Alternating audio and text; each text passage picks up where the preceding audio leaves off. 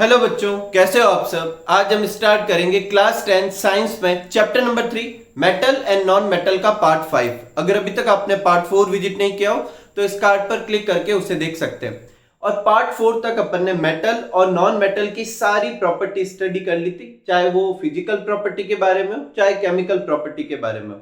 अब अपना next topic लेते हैं जो है अकरेंस ऑफ मेटल, मतलब मेटल कहां पर मिलते हैं। ठीक है, तो जो मेटल है सारे कहां से निकाले जाते हैं, अर्थ की क्रस्ट से निकाले जाते हैं। तो जो अर्थ की क्रस्ट होती है वो मेजर सोर्स होता है मेटल का। अगर आप में से कोई लोग ये नहीं समझते कि क्रस्ट किसे कहते हैं, तो जब अपन अर्थ का इंटरनल स्ट्रक्चर स्टडी करते हैं तो उसमें 3 तरह की लेयर होती है। सबसे सेंटर में होती है कोर, उसको सराउंड करती है मेंटल, और सबसे बाहर होती है क्रस्ट जिसे स्किन ऑफ अर्थ भी कहते हैं। और उस क्रस्ट से ही अपन क्या निकालते हैं, मेटल एक्सट्रैक्ट करते हैं। ठीक है, मेटल निकाले जाते हैं। Metal present in form of the mineral on the earth crust. और मेटल जो होते हैं जनरली किस फॉर्म में प्रेजेंट होते हैं, मिनरल के फॉर्म में प्रेजेंट होते हैं। Metals are present in both free and combined form. अब जरूरी नहीं है कि सारे मिनरल के फॉर्म में हो, वो फ्री फॉर्म में भी हो सकते हैं और कंबाइंड फॉर्म में भी हो सकते हैं। अब फ्री फॉर्म क्या होती है, कंबाइंड फॉर्म क्या होती है, और कौन सा मेटल फ्री फॉर्म में होता है, कौन सा कंबाइंड फॉर्म में होता है, उसे समझते हैं। तो अपन ने इस चैप्टर में रिएक्टिविटी सीरीज को बार बार यूटिलाइज किया है और यहां पर भी अपन यूज करने वाले हैं। देखो ये रिएक्टिविटी सीरीज है और इसमें से जो ज्यादा रिएक्टिव एलिमेंट है वो जब नेचर में प्रेजेंट होता है तो वो सराउंडिंग की चीजों से रिएक्ट कर लेते हैं और क्या बना लेते हैं, कंपाउंड बना लेते हैं। तो ये सारे एलिमेंट जो है पोटेशियम से लेकर लेड तक ये सारे कंपाउंड के फॉर्म में प्रेजेंट होते हैं, ना कि फ्री फॉर्म में प्रेजेंट होते हैं। और इसी को ही कहते हैं कंबाइंड फॉर्म। और इनकी ये कंबाइंड फॉर्म किसके फॉर्म में प्रेजेंट होती है, कंपाउंड के फॉर्म में। और उन कंपाउंड को अपन माइनिंग करके निकालते हैं, इसलिए अपन कह सकते हैं कि ये सारे किस फॉर्म में प्रेजेंट होते हैं, मिनरल्स के फॉर्म में प्रेजेंट होते हैं। जो ये नीचे है कॉपर से प्लेटिनम तक, ये जो होते हैं लीस्ट रिएक्टिव होते हैं, मतलब इनके कंपैरिजन में कम रिएक्टिव होते हैं। अब इसमें से अगर अपन गोल्ड और प्लेटिनम की बात करें तो वो सबसे कम रिएक्टिव है और इस वजह से ये सिर्फ और सिर्फ फ्री स्टेट में प्रेजेंट होते हैं। और फ्री स्टेट में प्रेजेंट होने का मतलब है ये अपनी प्योर फॉर्म में होंगे, इसके साथ कोई इंप्योरिटी नहीं होगी, इसके साथ मतलब कोई और चीज रिएक्ट करके इसके कंपाउंड के फॉर्म में प्रेजेंट नहीं होंगे, ये अपनी फ्री स्टेट में होंगे, प्योर फॉर्म में होंगे। जहां तक कॉपर और सिल्वर की बात की जाती है, ये फ्री फॉर्म में और कंबाइंड स्टेट दोनों ही फॉर्म में प्रेजेंट होते हैं। तो देखो कॉपर, एजी, एयू और प्लेटिनम, ये अपनी बुक में एक लाइन में लिखा हुआ है कि ये फ्री स्टेट में अवेलेबल है। तो अगर एग्जाम में पूछे ऐसे कौन कौन से एलिमेंट है जो अर्थ की क्रस्ट पे फ्री स्टेट में मिलते हैं, तो कॉपर, एजी, एयू और प्लेटिनम लिख सकते हैं अपन। ठीक है, लेकिन उसी के नीचे ये भी लिखा हुआ है कि कॉपर और जो सिल्वर जो होता है वो कंबाइंड स्टेट में भी मिलता है। तो अगर एग्जाम में ये पूछे कि कौन से ऐसे एलिमेंट है जो सिर्फ और सिर्फ कंबाइंड स्टेट में मिलते हैं, सॉरी सिर्फ और सिर्फ फ्री स्टेट में मिलते हैं, तो अपन को गोल्ड और प्लेटिनम लिखना है। लेकिन सिर्फ ये आए कि फ्री स्टेट में कौन कौन से होते हैं, तो अपन ये 4 लिख सकते हैं। ओनली फ्री स्टेट दे तो गोल्ड और प्लेटिनम, और ऐसा दे दे कि जो दोनों ही तरीके से प्रेजेंट हो, फ्री फॉर्म में भी कंबाइंड फॉर्म में भी, तो अपन कॉपर और सिल्वर लिख देंगे। और सिर्फ कंबाइंड फॉर्म का पूछे कि ओनली कंबाइंड स्टेट में कौन से होते हैं, तो ये सारे होते हैं। ये सारे कंबाइंड स्टेट में क्यों है, इसका कारण इनकी रिएक्टिविटी। ये फ्री स्टेट में क्यों है, उसका भी कारण इनकी रिएक्टिविटी। इनकी रिएक्टिविटी ज्यादा होती है इसलिए कंबाइंड स्टेट में होते हैं, इनकी रिएक्टिविटी कम होती है इसलिए फ्री स्टेट या प्योर फॉर्म में होते हैं। The element or compound which occur naturally in earth crust are known as minerals। अभी अपन ने देखा कि ये सारे एलिमेंट जो होते हैं ज्यादा रिएक्टिविटी की वजह से किस फॉर्म में प्रेजेंट होते हैं, कंबाइंड स्टेट में प्रेजेंट होते हैं। और कंबाइंड स्टेट क्या होती है, कंपाउंड होते हैं, और उन कंपाउंड को अपन माइनिंग से निकालेंगे। यही सारे कंपाउंड जो होते हैं जिस फॉर्म में ये अर्थ की क्रस्ट पे अवेलेबल है उनको अपन क्या कहते हैं, मिनरल्स कहते हैं। अब देखो हर मिनरल्स में एक एलिमेंट तो अपन एक्सट्रैक्ट कर ही सकते हैं, लेकिन देखो सपोज करते हैं कि अपन एक मिनरल से कोई पर्टिकुलर एलिमेंट है, सपोज करते हैं वो ए एलिमेंट है, और उसको मैं एक्सट्रैक्ट करता हूं। और आपको समझाने के लिए मैं बता रहा हूं कि मान लो उसकी कॉस्ट जो है वो 100 रुपीज आती है, लेकिन वो जो मैंने उससे मेटल एक्सट्रैक्ट किया है उस मेटल की जो अब मैं कहीं पे भी यूज करूंगा तो उस मेटल की जो मेरे लिए मतलब वो कहते हैं रुपीज में वैल्यू देखूं तो वो 80 रुपीज है। इसका मतलब कॉस्ट ज्यादा आ रही है और मेरे लिए वो चीज कम वैल्यूबल है। तो ऐसा मिनरल मेरे लिए कोई काम का नहीं। अगर कोई मिनरल ऐसा हो जिसमें कोई एक पर्टिकुलर एलिमेंट बहुत ज्यादा अमाउंट में प्रेजेंट है और उससे मैं अगर वो मेटल एक्सट्रैक्ट करूं, वो एलिमेंट एक्सट्रैक्ट करूं और मेरी जो कॉस्ट है उसके रेस्पेक्ट में मेरी जो इनकम होगी वो ज्यादा होगी और मैं उसे आसानी से निकाल पा रहा हूं, तो ऐसा मिनरल ओर कहलाएगा। देखो मिनरल क्या होते हैं, वो सारे कंपाउंड जो अर्थ की क्रस्ट पे अवेलेबल है उसे अपन मिनरल्स कहते हैं।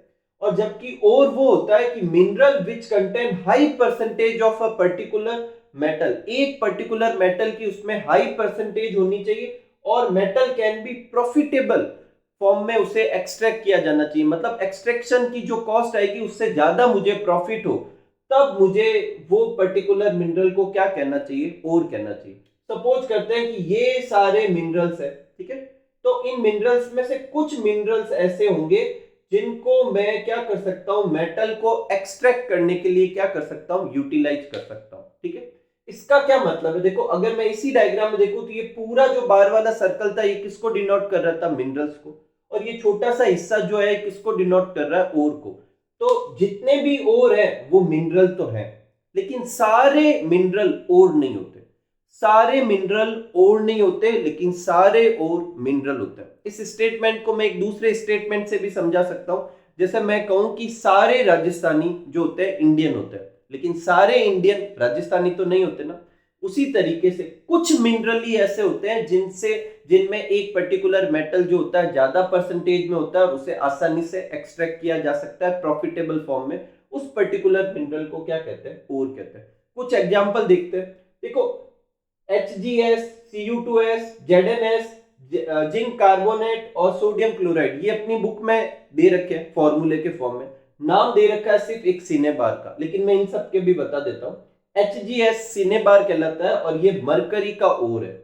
कॉपर ग्लास Cu2S ये कॉपर का ओर है, और ZnS जिसे जिंक ब्लेंड कहते हैं ये जिंक का ओर है, और कैलेमाइन जिंक कार्बोनेट ये भी जिंक का ओर है, और रॉक सॉल्ट NaCl ये किसका है, सोडियम का सॉल्ट ओर है, ठीक है।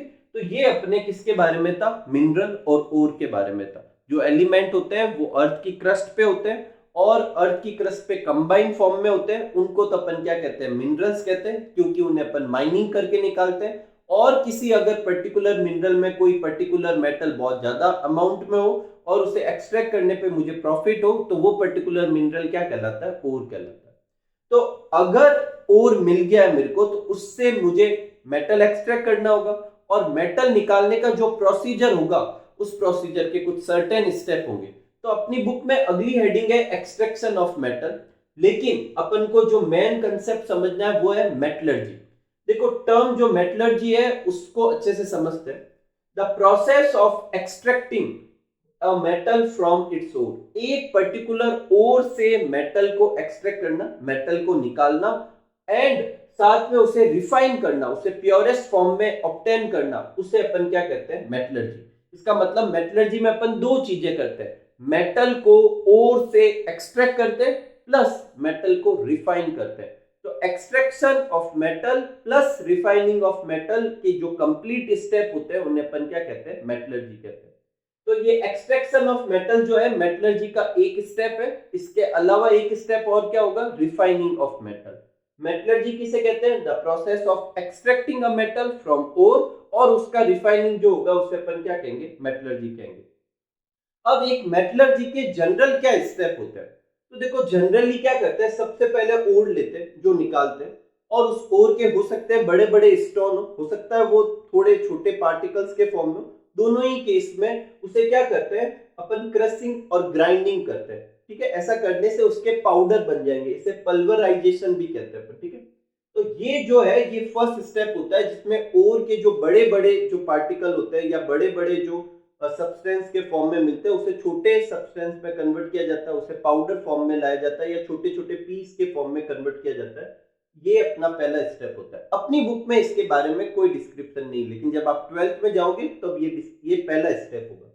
सेकेंड स्टेप में क्या करते हैं, जो ये अपने एकदम पाउडर फॉर्म में या चूरे के फॉर्म में जो अपने मेटल आ गया है, मतलब ओर आ गया, मेटल तो क्या आ गया, ओर मिल गया है, उसमें बहुत सारी अनवांटेड चीजें होगी, अपन को उन अनवांटेड चीजों को हटाना होगा।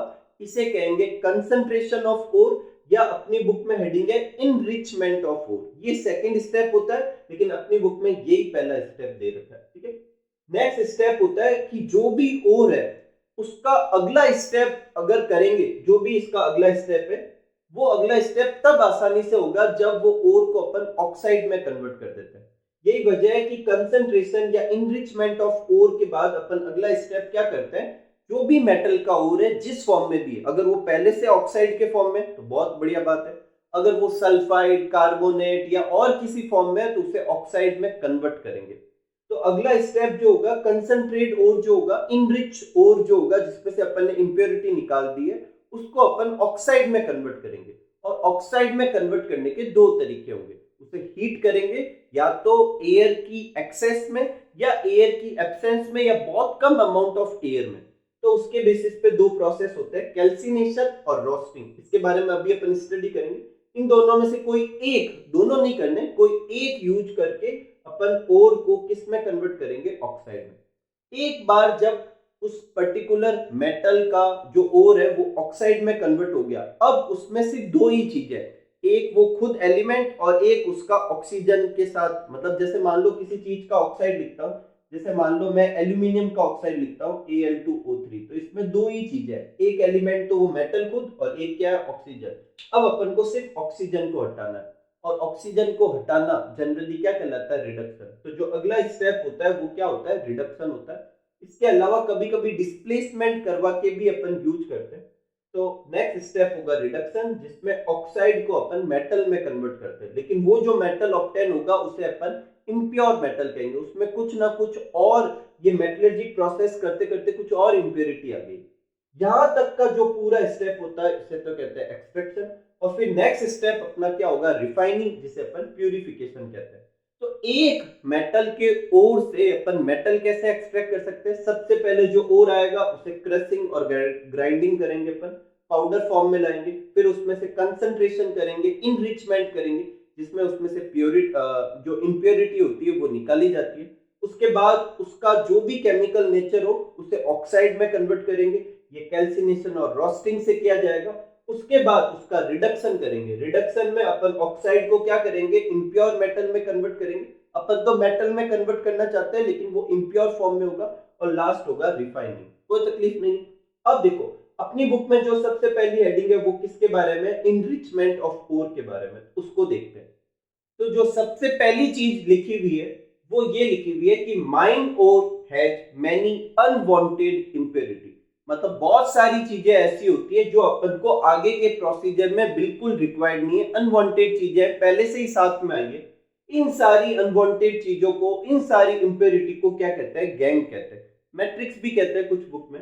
तो ये अपनी पहली डेफिनेशन आती है गैंग के बारे में। तो अगर आपको पूछे गैंग क्या होते हैं, तो जो माइनिंग से ओर निकालते हैं या फिर जो क्रशिंग करके ग्राइंडिंग करने के बाद भी जो ओर बचेगा उसमें भी ये सारी चीजें प्रेजेंट होगी। जो अनवांटेड इंप्योरिटी होती है, जैसे एग्जांपल के तौर पे सॉइल ले ले, सैंड के पार्टिकल्स ले ले, ये सारी चीजें जो होती है इंप्योरिटी कहलाती है। ये सारी अनवांटेड चीजें जो होती है उसे ही अपन क्या कहते हैं, गैंग कहते हैं। आगे के प्रोसीजर को करने के लिए अपन को सबसे पहला स्टेप यही करना है कि इन गैंग को हटाना है। तो किसी भी माइनिंग ओर से अपन को ये गैंग हटाने का जो प्रोसीजर होता है उसे कहते हैं कंसंट्रेशन ऑफ ओर, या उसे ही क्या कहते हैं, इनरिचमेंट ऑफ ओर। तो the process of removal of gangue from the ore is known as concentration और इनरिचमेंट ऑफ ओर। कोई प्रॉब्लम नहीं है इसमें, आगे बढ़ते देखो। The process use for enrichment, अब कौन सा प्रोसीजर यूज करेंगे इनरिचमेंट के लिए, ये इस बात पे डिपेंड करेगा कि जो ओर के पार्टिकल है और जो इंप्योरिटी है उनका फिजिकल और केमिकल नेचर कैसा है, उसके बेसिस पर अपन इनरिचमेंट को यूज करते हैं। अपनी बुक में सिर्फ इतना ही लिखा हुआ है। जब आप हायर क्लासेज में जाते हो तो ये 4 नेम देखने को मिलते हैं, तो मैं आपको ऊपर ऊपर से इनके बारे में बता रहा हूँ। आप चाहे तो ये नाम याद करें, चाहे तो भली ना करें, ठीक है, इनका डिस्क्रिप्शन अपनी बुक में नहीं। तो देखो 4 मेथड यूज करते हैं इनरिचमेंट के लिए। एक है फ्रोथ फ्लोटेशन मेथड, ये जनरली ऐसे ओर के लिए यूज किया जाता है जिसमें सल्फाइड हो।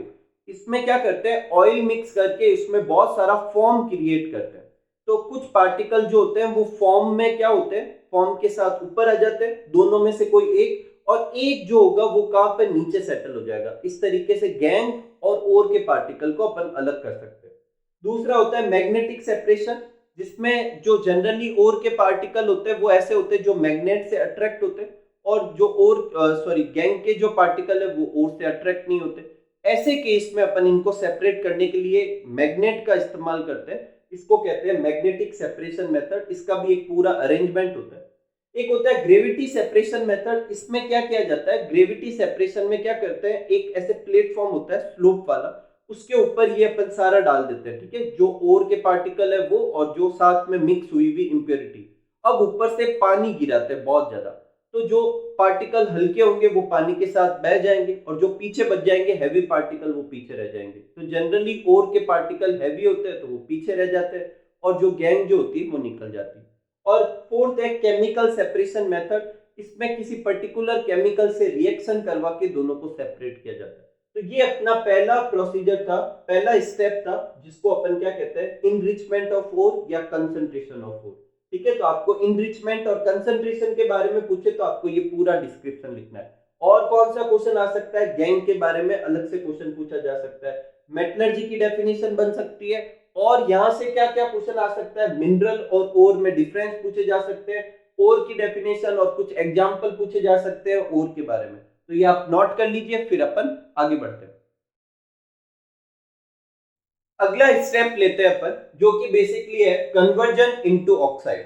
तो जो पहला स्टेप था अपनी बुक में दे रखा था वो था इनरिचमेंट, जिसमें अपन ने जितनी भी इंप्योरिटी थी उसको हटा दिया। उसके बाद जो ओर की फॉर्म मिलती है उसे कंसंट्रेट या इनरिच्ड ओर कह सकते हैं। अब अपन इस ओर की फॉर्म को क्या करेंगे, उसके ऑक्साइड में कन्वर्ट करेंगे। अगर पहले से ऑक्साइड है तो बहुत अच्छी बात है, नहीं तो उसे ऑक्साइड में कन्वर्ट किया जाएगा। और ये कन्वर्ट करने के लिए अपन उसे हीट करेंगे। लेकिन हीटिंग जो है वो दो तरीके से की जा सकती है, एयर की एक्सेस में या फिर एयर की एब्सेंस में, या एयर की एब्सेंस की जगह एयर की बहुत लिमिटेड अमाउंट भी समझ सकते हैं। ये चीज करना क्या कहलाता है, सेकेंड स्टेप होगा, और ये दो तरीके से होगा, या तो रोस्टिंग या कैल्सिनेशन।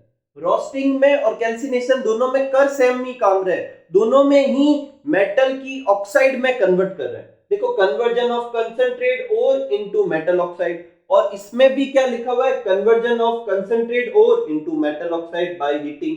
इसमें भी बाय हीटिंग, इसमें भी बाय हीटिंग। तो फिर फर्क क्या है, इसमें लिखा हुआ है in presence of excess air, air की एक्सेस में कन्वर्जन किया जाता है, इसको तो कहेंगे रोस्टिंग। और अगर हीट करते हैं अपन एयर की एब्सेंस में या एयर की लिमिटेड अमाउंट में, तो उसको क्या कहेंगे, कैल्सिनेशन। मैं फिर रिपीट कर रहा हूं, दोनों ही प्रोसीजर में अपन क्या करते हैं, चाहे अपन कैल्सिनेशन करा रहे हैं चाहे अपन रोस्टिंग करा रहे हैं, दोनों ही प्रोसेस में अपन जो कंसंट्रेट ओर होगा उसे मेटल की ऑक्साइड की फॉर्म में कन्वर्ट करेंगे। अब एक में, और करने का तरीका भी हीट करके ही करना है, एक में अपन करते हैं एयर की प्रेजेंस में और एक को करते हैं एयर की एब्सेंस में, या कह सकते हैं एक में एयर की एक्सेस अमाउंट लेते हैं, एक में एयर की बहुत लिमिटेड अमाउंट लेते हैं। जिसमें एयर की एक्सेस अमाउंट लेते हैं उसमें अपन जो भी ओर की फॉर्म होगी उसे ऑक्सीजन के साथ रिएक्शन करवाएंगे। जनरली ऐसा करते हैं अपन सल्फाइड ओर के लिए, जैसे ये ZnS सल्फाइड ओर है, HgS ये भी सल्फाइड फॉर्म है, Cu2S ये भी सल्फाइड फॉर्म है। इन तीनों में देखो ये जो ट्राइंगल बना हुआ है इसका मतलब क्या होता है, हीट देना। और सब में देखो अपन रिएक्शन किससे करवा रहे हैं, ऑक्सीजन से, इसका मतलब एयर की प्रेजेंस में हीट दे रहे हैं। और इन सब में जो ये साइड में जो सल्फर है ये SO2 के फॉर्म में निकल जाएगा, और जो भी अपना ये और सल्फाइड फॉर्म में था ये किस में कन्वर्ट हो जाएगा, ऑक्साइड फॉर्म में। ठीक है, तो ये अपना प्रोसीजर क्या कहलाता है, रोस्टिंग। अगर खाली रोस्टिंग के बारे में है तो ये आप डेफिनेशन लिखें और ये पूरा डिस्क्रिप्शन लिख दें, एग्जांपल तो लिखे कम से कम एक तो। और अगर कैल्सिनेशन और रोस्टिंग में डिफरेंस आए तो ये दोनों आप पॉइंट लिख सकते हैं। एक बार कैल्सिनेशन के बारे में देख लेते हैं, conversion of concentrate ore into metal oxide by heating in absence of air or limited supply of air is known as calcination। कोई तकलीफ नहीं। It is used for carbonate ore, जैसे कार्बोनेट में देखो पहले से ऑक्सीजन एटम तो दिख ही रहा है, तो अपन को ऑक्सीजन से रिएक्शन करवाने की जरूरत नहीं है, उसे सिंपली हीट करना।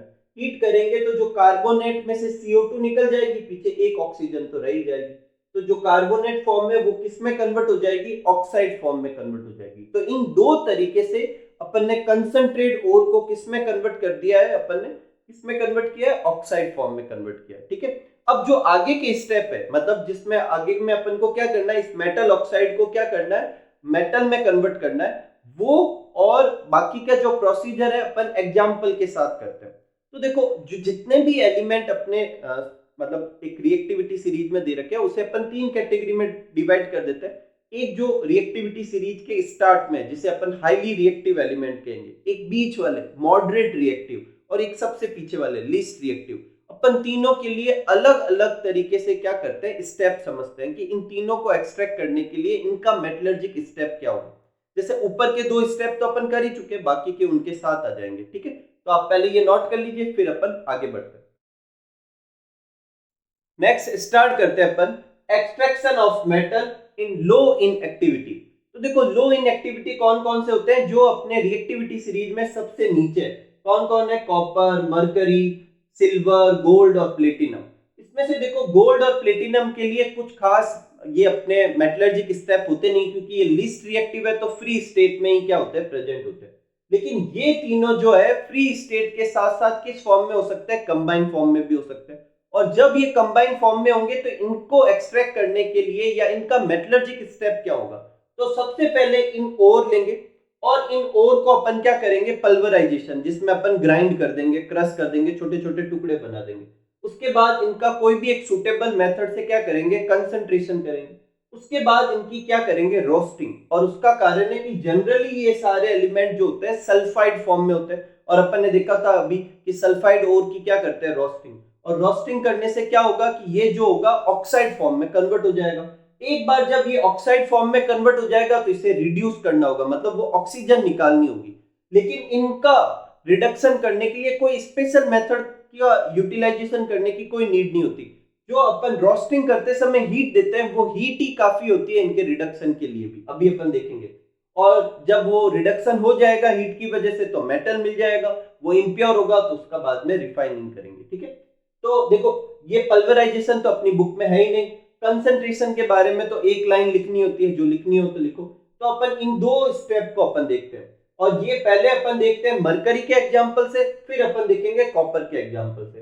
तो जो पल्वराइज और कंसंट्रेट ओर होता है उसे अपन क्या करते हैं, ऑक्साइड में कन्वर्ट करते हैं। और इसके लिए क्या यूज करते हैं, रोस्टिंग। और उसमें अपन हीट करते हैं प्रेजेंस ऑफ एयर के साथ। ठीक है, तो पहले मरकरी का देखते हैं। देखो मरकरी का ओर क्या होता है, सिनेबार। उसका पल्वराइजेशन और कंसंट्रेशन कर दिया, उसके बाद उसे अपन क्या कर रहे हैं, एयर की प्रेजेंस में हीट दे रहे हैं। ऐसा करने पर मरकरी का जो सल्फाइड फॉर्म है वो किस में कन्वर्ट हो जाएगा, ऑक्साइड फॉर्म में। एक बार जब ऑक्साइड फॉर्म बन गया तो इसको अपन हीट देंगे, और ये हीटिंग इसी स्टेप में साथ में मिलती रहेगी, और इसी हीट की वजह से ये ऑक्सीजन O2 के फॉर्म में निकल जाएगी, और ये जो मरकरी है वो लिक्विड फॉर्म में अपन को मिल जाएगा।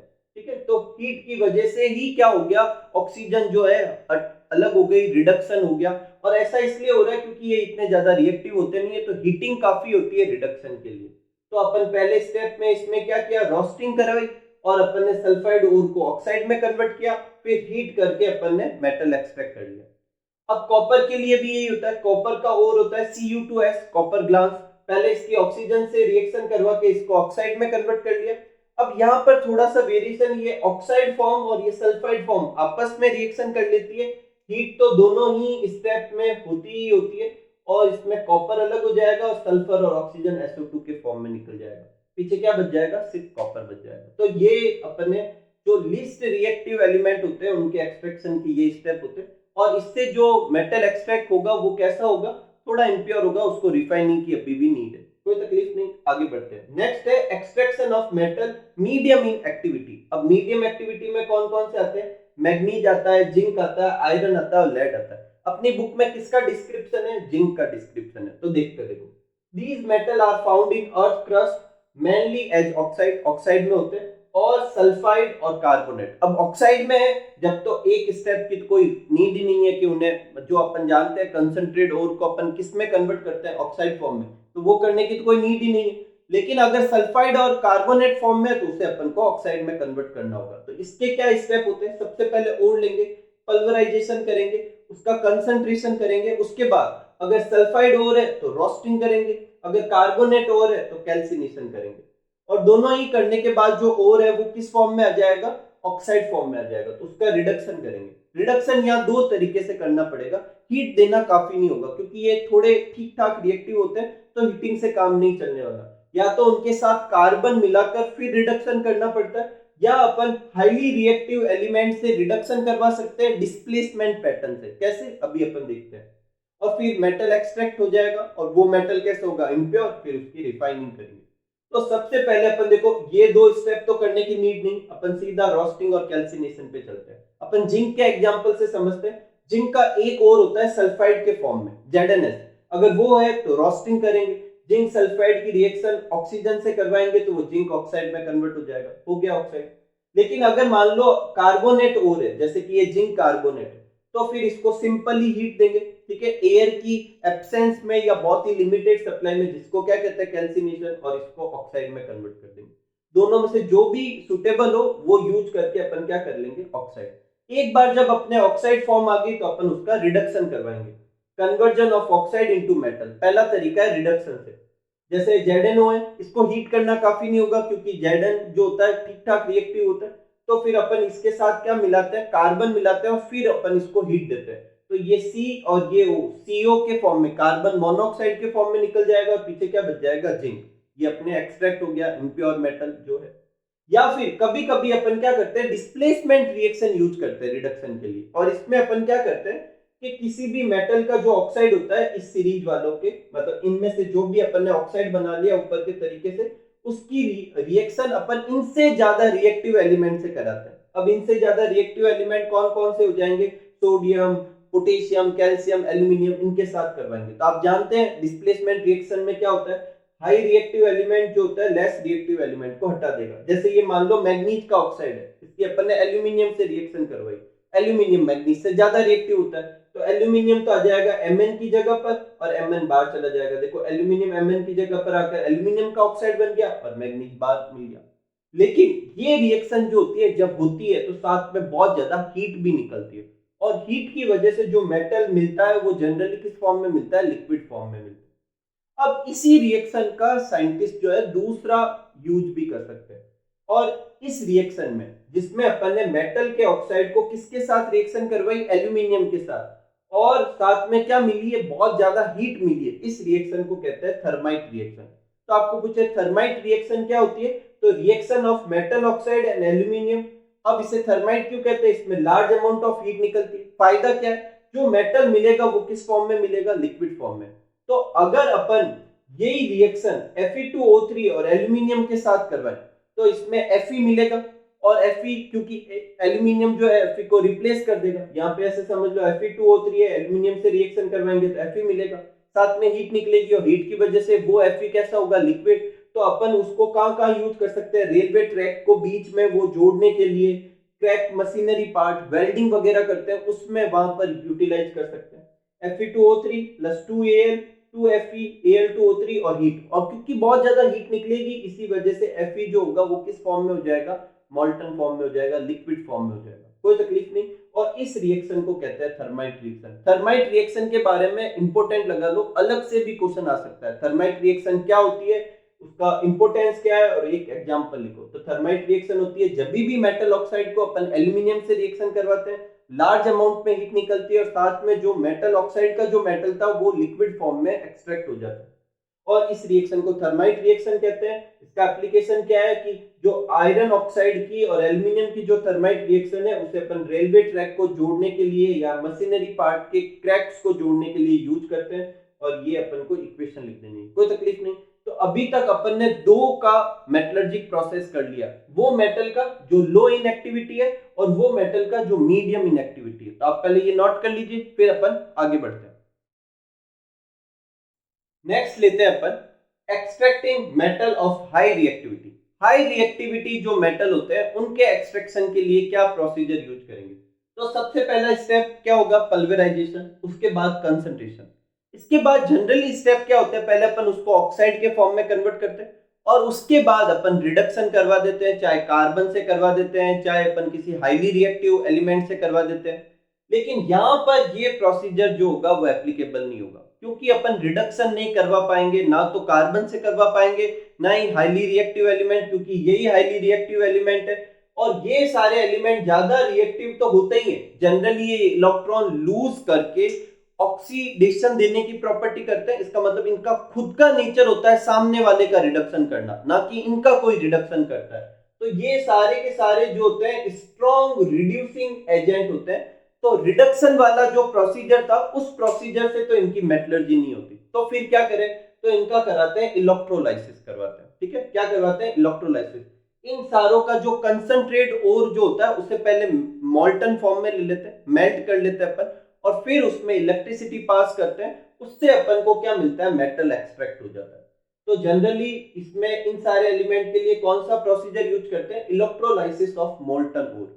अब इसमें क्या करेंगे, जो भी ओर की बात कर रहे हैं उसका मोल्टन फॉर्म लेंगे, एक्वस फॉर्म नहीं लेना है। मोल्टन, एक्वस और मोल्टन में क्या फर्क होता है, एक्वस में अपन उसे वाटर में डिसॉल्व करके यूज करते हैं, मोल्टन में उसी चीज को अपन ने पिघला कर यूज कर रहे हैं। ठीक है, और एनोड और कैथोड तो आप जानते ही होंगे, एनोड वो इलेक्ट्रोड हो जाता है जिसे बैटरी के पॉजिटिव टर्मिनल से जोड़ा जाता है, और कैथोड वो होता है जिसे बैटरी के नेगेटिव टर्मिनल से जोड़ा जाता है, और फिर इलेक्ट्रिसिटी पास करवाई जाती है। और ऐसा करने पर कैथोड पे जो है मेटल जो होगा वो धीरे धीरे डिपोजिट होने लगेगा इस मोल्टन फॉर्म में से, सिर्फ मेटल मेटल इधर जाके कैथोड पे इकट्ठा होने लगेगा, जिसे अपन अलग कर लेंगे।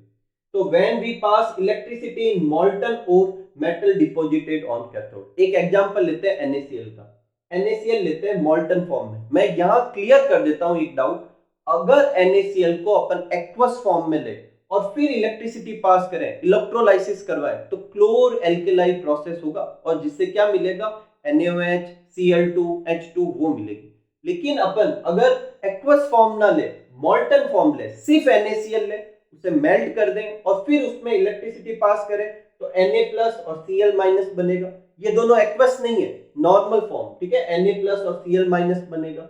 Na+ पॉजिटिव आयन है, वो नेगेटिव इलेक्ट्रोड की तरफ, बोले तो कैथोड की तरफ जाएगा, और Cl- जो है वो नेगेटिव है, तो पॉजिटिव इलेक्ट्रोड एनोड की तरफ जाएगा। यहाँ पर Na+ जो है वो Na में कन्वर्ट हो जाएगा, और Cl- एनोड पे Cl2 में कन्वर्ट हो जाएगा। तो Na कहां पर मिल रहा है, कैथोड पे। ये अपन ने लिखा था कि मेटल कहां डिपॉजिट होगा, कैथोड पे होगा। इसी तरीके से अपन जो भी एलिमेंट है उनको अपन क्या कर सकते हैं, मेटल के फॉर्म में कन्वर्ट कर सकते हैं। ये का ये तरीका अपन एल्यूमिनियम पे लगा सकते हैं। एल्यूमिनियम जो होता है जनरली ऑक्साइड ओर के फॉर्म में होता है, तो उसका रिडक्शन तो पॉसिबल नहीं होता, उसकी जगह अपन क्या करते हैं, एल्यूमिनियम ओर में एल्यूमिनियम का जो ऑक्साइड ओर होता है जिसे एल्यूमिना भी कहते हैं, उसको अपन क्या करते हैं, उसकी मोल्टन फॉर्म लेके उसमें इलेक्ट्रिसिटी पास करते हैं। तो एल्यूमिनियम तो मिलता है कैथोड पे, और ऑक्सीजन मिलती है किस पे, एनोड पे। ठीक है, तो ये अपने हाईली रिएक्टिव एलिमेंट के लिए। एक चीज मैं क्लियर कर देता हूं, अपनी बुक में एक जगह जहां एक्सट्रैक्शन हेडिंग है वहां एक चार्ट दे रखा है, और उसकी 3 ब्रांचेज है। एक है हाई रिएक्टिव के लिए, एक है मॉडरेट रिएक्टिव के लिए, और एक है लिस्ट रिएक्टिव के लिए। वो चार्ट मैंने एक साथ ना करवा के इन हर एक के लिए मैंने चार्ट बनवाया था, तीनों के लिए बनवाए थे, तो वो हो गया चार्ट पूरा। ठीक है, एक ये क्वेश्चन आ सकता है, याद रखना कि जो हाईली रिएक्टिव एलिमेंट होते हैं उनके लिए रिडक्शन मेथड क्यों नहीं यूज करते, क्योंकि वो खुद इतने ज्यादा रिएक्टिव होते हैं कि वो खुद रिड्यूसिंग एजेंट की तरह बिहेव करते हैं, और सामने वाले का क्या करते हैं, रिडक्शन करेंगे। खुद का तो ये ऑक्सीडेशन करवाना चाहते हैं, तो इनका रिडक्शन कोई नहीं कर सकता। ठीक है, नेक्स्ट, जो भी अपने एक्सट्रैक्शन का मेथड यूज किया था उसके बाद जो मेटल मिलते हैं जनरली वो इम्प्योर होते हैं, मतलब एकदम प्योरेस्ट फॉर्म नहीं होती, तो उन्हें और प्योर फॉर्म में लाने के लिए क्या यूज किया जाता है, refining. The process of purifying a metal is called refining. ठीक है, और रिफाइनिंग के जब आप 12th क्लास में जाओगे तो बहुत सारे प्रोसीजर पढ़ोगे, उसमें से एक प्रोसीजर होता है इलेक्ट्रोलाइटिक रिफाइनिंग, जो अपनी बुक में है। तो इलेक्ट्रोलाइटिक रिफाइनिंग क्या होता है, इसमें क्या करते हैं आप अच्छे से सुनना। इसमें अपन इलेक्ट्रोलाइसिस करवाएंगे, तो एक एनोड होगा, कैथोड होगा, और एक सॉल्यूशन या कुछ लिक्विड होगा। तो इसमें क्या करते हैं, जो इम्प्योर चीज थी अपन को मेटल के एक्सट्रैक्शन के प्रोसीजर से मिली थी, उससे अपन एक मतलब ऐसे रॉड लाइक स्ट्रक्चर बना लेते हैं, और वो जो होगा वो अपन यूज करेंगे एनोड की तरह। तो एनोड में तो अपन क्या करेंगे, जो इम्प्योर मेटल था उसका तो अपन एनोड बना लेंगे, और कैथोड की जगह अपन प्योर फॉर्म, उसी मेटल की प्योर फॉर्म लेंगे, और उसकी एकदम पतली सी थिन सी लेयर लेंगे। ठीक है, और उसे बैटरी से जोड़ देंगे। ऑफ कोर्स एनोड को किससे जोड़ेंगे अपन, पॉजिटिव टर्मिनल से, और कैथोड को किससे जोड़ेंगे अपन, नेगेटिव टर्मिनल से। और फिर जिस मेटल की बात कर रहे हैं उसी मेटल का कोई सॉल्ट जो है यहां पर ले लेंगे। ठीक है, और फिर इलेक्ट्रिसिटी पास करवाएंगे, और जैसे जैसे इलेक्ट्रिसिटी पास कराएंगे तो अपन देखेंगे कि कैथोड के ऊपर जो है मेटल डिपॉजिट होने लगेगा। और कैथोड जो था जिसपे प्योर मेटल ले रखा था वो और ज्यादा थिक होता जाएगा, और एनोड जो है वो पतला होता जाएगा, क्योंकि वहां से ऐसा लगेगा कि यहाँ से चीजें यहाँ ट्रांसफर हो रही है, हालांकि डायरेक्ट नहीं होता, अभी समझाता हूँ कैसे होता है। और जितनी इंप्योरिटी होती है वो सारी यहाँ नीचे गिरने लगती है और एनोड के नीचे इकट्ठी हो जाती है, क्योंकि एनोड के नीचे इंप्योरिटी या कचरा या कीचड़ इकट्ठा हो रहा है, इसलिए उसे एनोड मड कहते हैं। ठीक है, तो ये प्रोसीजर होता है इलेक्ट्रोलाइटिक रिफाइनिंग का। एक तरीके से समझ कर देखो, अपन कॉपर की इलेक्ट्रोलाइटिक रिफाइनिंग या प्यूरिफिकेशन करते हैं। इसमें एनोड लेंगे अपन इम्प्योर कॉपर का, कैथोड लेंगे प्योर कॉपर का। मतलब जो भी मेटल के लिए इलेक्ट्रोलाइटिक रिफाइनिंग करनी है उसका इम्प्योर फॉर्म एनोड और प्योर फॉर्म कैथोड, और फिर उसी का ही कोई सॉल्ट का सॉल्यूशन अपन इलेक्ट्रोलाइट के फॉर्म में यूज करेंगे, क्योंकि यहाँ कॉपर था तो कॉपर सल्फेट यूज कर लिया। ठीक है, अब अपन इसमें इलेक्ट्रिसिटी पास करेंगे। जैसे ही इलेक्ट्रिसिटी पास करेंगे एनोड पे ये रिएक्शन होगी, कॉपर जो है Cu+2 में कन्वर्ट हो जाएगा, मतलब मेटल जो होगा मेटल आयन में कन्वर्ट होगा। और जैसे ही मेटल आयन में कन्वर्ट होगा तो ये मेटल यहाँ पर आकर क्या होने लगेगा, डिसॉल्व होने लगेगा। और जैसे जैसे यहाँ से डिसॉल्व होगा तो इस सॉल्यूशन में CuSO4 में भी Cu+2 होगा, वो Cu+2 इधर जाके डिपॉजिट होने लगेगा, कैथोड पे डिपॉजिट होने लगेगा। तो अपन को तो लग रहा है कि यहाँ से जो प्योर फॉर्म थी कॉपर की, इम्प्योरिटी में से निकल निकल के यहाँ इकट्ठी हो रही, लेकिन ऐसा नहीं हो रहा। जो यहाँ से मेटल था वो आयन के फॉर्म में सॉल्यूशन में चला जा रहा है, और सॉल्यूशन का जो आयन था वो कहां पर इकट्ठा हो रहा है, कैथोड का, कैथोड पे, लेकिन वो तो कॉपर ही रहा है। ठीक है, तो एनोड पे तो कॉपर जो है कॉपर के आयन में कन्वर्ट होता है, जो कि यहाँ सॉल्यूशन में डिसॉल्व हो जाता है, और कैथोड पे जो यहाँ पर जो आयन होगा वो कैथोड के ऊपर क्या होने लगेगा, डिपॉजिट होने लगेगा। धीरे धीरे अपन देखेंगे कि एनोड वाली जो लेयर थी वो बहुत ही थिन होने लगती है, और कैथोड वाली लेयर के ऊपर बहुत ही ज्यादा इकट्ठा हो जाता है, तो वो एकदम प्योरेस्ट फॉर्म हो जाएगी मेटल की। और जो भी कचरा था वो सारा का सारा, जो भी इंप्योरिटी थी वो सारी एनोड के नीचे इकट्ठी हो जाएगी, इसे कहेंगे एनोड मड। तो अगर आपको पूछे कि प्योरिफिकेशन रिफाइनिंग समझाइए तो ये पूरा लिखेंगे, आपको पूछे कॉपर की रिफाइनिंग समझाइए तो ये पूरा लिख सकते हैं अपन। ठीक है, आपको ये पूछ सकते हैं एनोड मड क्या होता है तो क्या लिखेंगे, इनसॉल्युबल इंप्योरिटी जो होती है वो सेटल डाउन हो जाती है एनोड के बॉटम में ड्यूरिंग इलेक्ट्रोलाइटिक रिफाइनिंग, जिसे क्या कहते हैं, एनोड मड कहते हैं। तो ये अपना आज का टॉपिक था जिसमें अपन ने मेटलर्जी के बारे में स्टडी की। पहले अपन ने किया एक्सट्रैक्शन और फिर अपन ने क्या किया, उसका रिफाइनिंग। उम्मीद करूंगा कि आज का टॉपिक आपको बहुत अच्छे से समझ में आया होगा। मिलते हैं अगले वीडियो में, तब तक आप सब लोग खूब सारा हार्डवर्क कीजिए, खूब खुश रहिए, खूब मस्त रहिए। Thank you for watching.